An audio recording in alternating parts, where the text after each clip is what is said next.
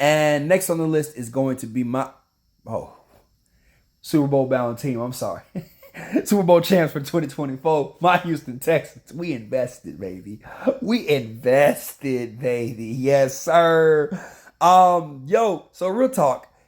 Division rival, and like I told a lot of people behind closed doors and on my podcast last year, the Colts are actually better than what people perceived them as last year. I think that actually we were actually what the Colts and the Texans. I think the Colts were the better team. If it wasn't for the drop pass last year, maybe they go to the playoffs and beat the Browns. I think both. It didn't matter. Whoever was going to win that game beats the Browns. Now let's talk about this season. This was a redemption game for the Colts to come in here and mess us up. But of course, as always, we do what we do best. We've been doing for this past year now. We've actually handled the horseshoe pretty well with the Colts. Now, CJ Stroud, clean game. That's what the quarterback he is. That's my quarterback, y'all, in my TO voice. CJ Stroud did what he needed to do. 234 yards, 2 touchdowns, 0 picks. That's what he does, right? That's not what I'm worried about. What I saw was something that we did not do last year, and we did that motherfucking thing this year. 159 yards, 30 rushing attempts, and 1 touchdown. Joe Mixon. Adding Joe Mixon. We unlocked the formula. We showed y'all the perfect way to make Kool-Aid last year with Dalvin Singletary. And we said, you know what, we're going to make the same batch like we did. Cherry Kool-Aid, come on through. And they did the same thing with Mixon yesterday in week 1. And I was so proud because a lot of us think we're going to kill you through the air. I said, man, run between them tackles. Run between Titus. Run between Howard. Do what you got to do. We got Kenyon Green. You know what I'm saying? Bro, please run the ball. We got nothing but dogs on the O-line, which is definitely a lost art. Especially, you know what I mean? And I always believe that if you can run the ball effectively, the pass comes naturally. That's what I believe. So looking at that, I was just so happy to see that yesterday out of my Texans. Now, we talking X's and O's. Nico Collins, jeez Louise, 117 yards. And he had no touchdowns. That's the crazy thing about it. Tank Dell, 3 for 40. Stephon Diggs. Well, remember, I told y'all we invested now. I told y'all. Hey, yo, 6 for 33, 2 touchdowns. Red zone killer. Hey, yo, red zone killer. That boy Stephon Diggs. Come, killer. Okay. For my white audiences, not to be racist, but for my white audiences, that's a song by Killer Cam, Dipset. But anyways, though, really, this is something that I really effectively liked for the Texans. The way they just spreaded the ball around. It looks like CJ doesn't have to do too much. He can just be, truthfully a point guard and point guard and pads. That's really what this offense has just turned into. And there's nothing wrong with that. And if everybody could just be on the same page of, it might not be my day. It might be somebody else's day. If we can learn to share the love, which I think they did yesterday, they did it very, very, very, very well. Thumbs up. Hey, we move. Hey, yo, we moving. Defensive side of the ball, though. Now, this is where I kind of was very disappointed in the Texans defensively because we gave up 27 points. That's way too damn much. We definitely got beat deep a plethora of times.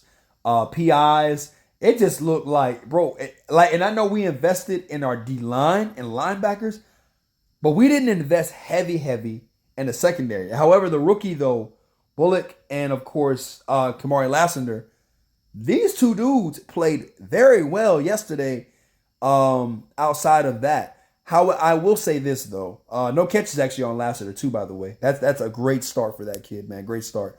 We really didn't get too much pressure. We got 2 sacks. I expected more, obviously. Mario Edwards, veteran guy, got his. I think we exceptionally did better offensively. We kind of did what we needed to do, but I don't really like the shootouts. I think that, we should have hunkered down. Now, as respect, like I said, we're going to do both sides of the ball. Colts fans, I don't really like the division rival too much, but it is what it is. I do got to talk about it. AR look great. AR had 3 touchdowns yesterday. 1 rushing and 2 touchdowns throwing. AR is the real deal. Now, and you can quote me on this, because I said this. If Bryce Young is off the board, I would love to have Anthony Richardson over CJ Stroud. Now, I said this. I'm cool with either or.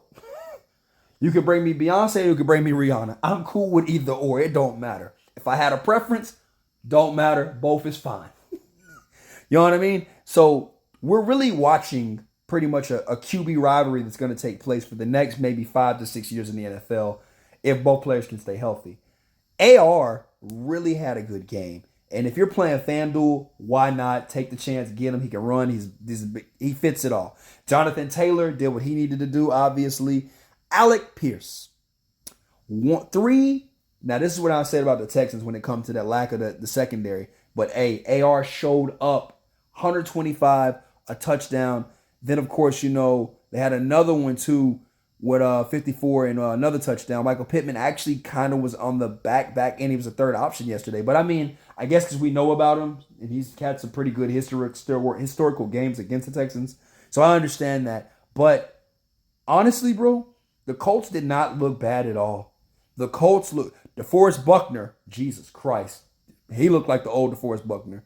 He looked good. They actually had more sacks than us, too, to be honest with you. So, it's just the Colts look. Hey, if you an Indy fan, you guys invested too. And I'm not even gonna hold you. I really would love to see how this offense flourishes throughout the season. I'm kind of slick jealous because like you guys got we got Joe Mixon now, so we're cool. But the fact of the matter is that I think that the Colts really have something golden in that backfield with Jonathan Taylor and Anthony Richardson. And because they're both freak athletes, man. They're both they're over 6 feet, I think, even as well, which is already, I know it's common to have that, but they're like an athletic 6 feet.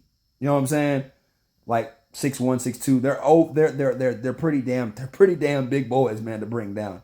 So, but X's and O's talk, like I said, AR had a couple of mistakes. He had one mistake that kind of cost him pretty much to play from behind.